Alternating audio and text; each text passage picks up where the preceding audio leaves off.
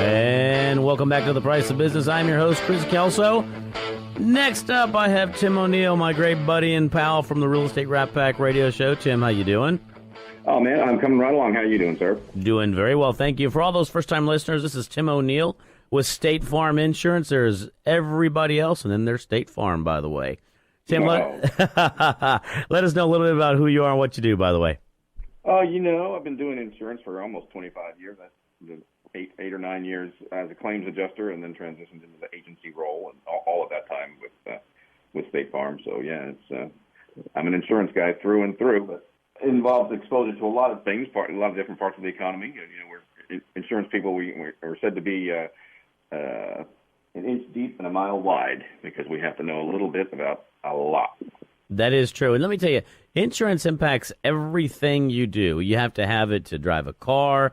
You have to have it if you have a mortgage on your home. It's very good to have if you are self-employed for your disability side of things. It's also good to protect your family in case you need term. I mean, there's a whole breadth of things. People don't realize how important insurance is in general to your life. And the other thing you and I talk about all this time, no one realizes how important it is until you need to use it. That's for sure. And, something else, just as far as, advocating for the industry and, explaining the undersides of things that consumer-facing participants in insurance don't really understand or have exposure to. And we were talking about this recently, is the persistently low interest rate environment that we, find ourselves in here now for the last several years, and really with no end in sight. I'm looking at 30-year treasuries now, or I don't know, under 3, 2.8. Yep. 2.63 today, the 30-year treasury. That has major ramifications across the board for all types of insurance, homeowners, auto, particularly life and the annuity business. So, when we talk about it, if you're trying to take out a mortgage, then the low rates are great. If you're a senior citizen and you have your assets already, in fixed return investments and CDs and things, it's not so great. If you win the lottery, let's say, then it's great, because what happens when the lottery, when you take the cash value option of a lottery prize, the lottery people have to go out and buy an annuity from an insurance company, and the present value, the lump sum amount that you get as that lottery winner, is based on how much it costs. What's the net present value of that sum today at present interest rates? So when interest rates are so low, naturally your lump sum settlement is much higher. So there's another winner in this long-term, interest rate situation that we have now. But particularly, and it's very difficult now in the annuity business, because when someone comes to us with a lump sum that they may have retired or cashed out, or a home or whatever, and they've got a lump sum, they're looking to arrange an annuity, have a lifetime income. The monthly payments back historically, when fixed instruments and things like that were in the 5 and 6% range, you got a much bigger monthly payment with your lump sum when you come to buy an annuity than you do today, when interest rates are so low, that the monthly payments that you can leverage are much lower, because the interest rates that it's all based on. And this is so, there's so much that goes into this, because, continuing the thought about the annuity business, when we sell, if you come to me with $300,000, let's say, and you want to buy an annuity, the annuity companies and insurance companies have already bought maybe, a $200 million bond issue from a state or, local government or some branch of government that's raising money to build bridges and roads or whatever they do. And the big investors come and they buy this great big bond issue, and then they whack it up into smaller pieces and sell it to you as an annuity. Gotcha. And so this interest rate thing, it ripples all the way through.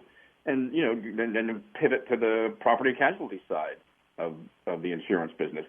Insurance companies are like a little old lady with a great big savings account. Our job is to accumulate a massive pile of money to be able to continue operations and have security for the future, and be able to pay anticipated claims and unanticipated claims. And that money historically would be invested in fixed instruments at 5 and 6%, and we would get a lot of money coming in on the investment side. And that revenue stream isn't happening today under these current interest rates.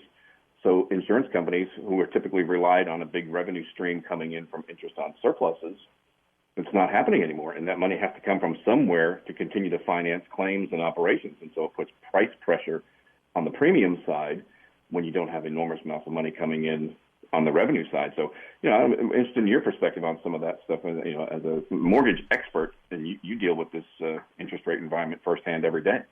Well, yeah, I absolutely agree. I'm with Willowbin Mortgage, as told by my real job. And, Right. With that being said, you're absolutely right. I mean, one of the things that we've been saying for a long time, rates are an all-time low. I mean, if you look at the industry right now, rates are at an all-time low again. You're getting 30-year fixed rate mortgages, down in the threes. You're getting 15-year fixes down in the high twos, which is great to have right now. But one of the things we have to have over a period of time, and it's inevitable this has to happen, is, well, it's really good for a lot of things for interest rates to be low, and it gives us perfect storm, and you can have more buying power, et cetera, et cetera. The one thing it does not create is market opportunities, because when rates are this low, no new competitor or no new leader comes into the market and say, let's develop these new products. So what we've seen right now is we've seen that you're not seeing any products that are being expanded out there. You still have Freddie Mac and Fannie Mae and all your government products and your jumbo loans, which are still managed by a few. But nothing new is being developed, because if you're an investor coming in, or you're a new bank that wants to come in and want to put a new product out there, your competition is that 3.75% 30-year fixed. Well, a lot of people aren't going to go for an expanded product on a stated income or a bank only or whatever it needs to be whenever you've got to lend in an environment in which rates are so cheap. That's number one. Number two is, I tell everybody, is it also gives everybody this false expectation of what should happen. I mean, it's amazing. Sometimes we'll have individuals that'll call us up and say, hey, what's today's rate? And it's 3.75. And then, as you and I know, bonds move every day, minute to minute, hour to hour.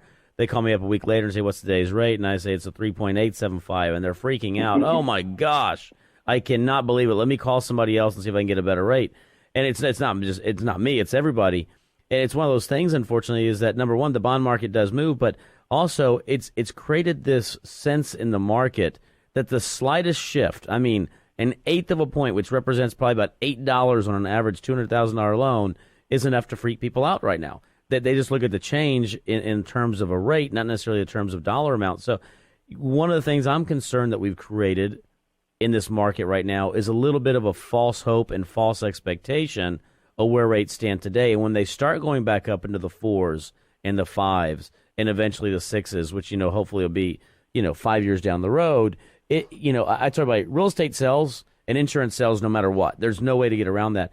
But individuals have to understand is it has to go up because it creates other opportunities, and it creates opportunities, as you even mentioned, even with the insurance business, for individuals to get paid higher annuities, et cetera, et cetera. So there's benefits to it as well.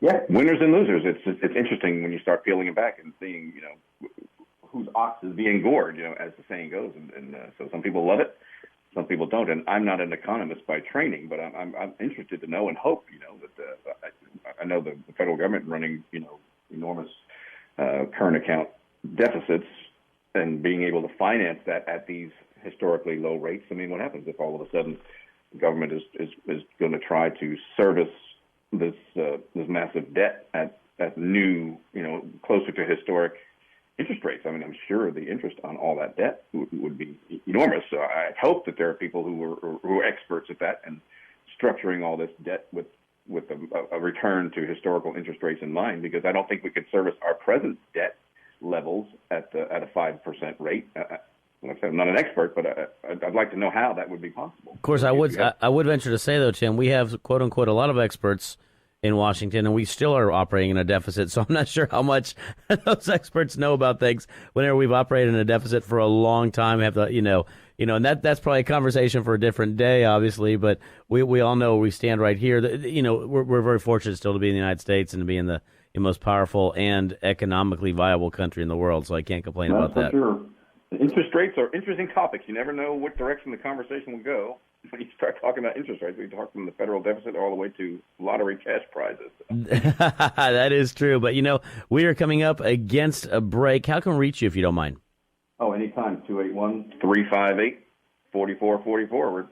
answered by a real person 24 hours a day, 358-4444. That is 358-4444. That is Tim Oneil, by the way. Tim, thanks a lot for being on The Price of Business today. Again, my name is... Absolutely. My name is Chris Kelso. You can always reach me, by the way, at 713-256-9138 if you want to get a good rate on a mortgage. Little self-promotion right there. We have to take a break right now. You're listening to The Price of Business. Stay tuned. We'll be right back.